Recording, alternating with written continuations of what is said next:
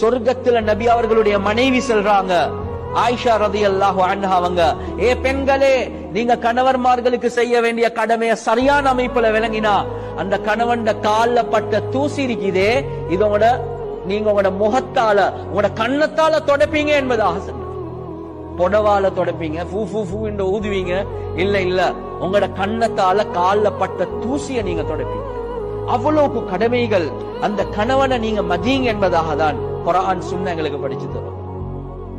ஹதீஸ்ல வருது, ரசூலுல்லாஹி ஸல்லல்லாஹு அலைஹி வஸல்லம் அவங்க தெளிவாகவே சொன்னாங்க, அலா உக்பிருக்கும் பினிசாஇக்கும் ஃபில் ஜன்னah, உங்களோட எந்த பெண்கள் சொர்க்கத்துக்குரிய பெண்கள் என்பதை நான் சொல்லட்டுமா?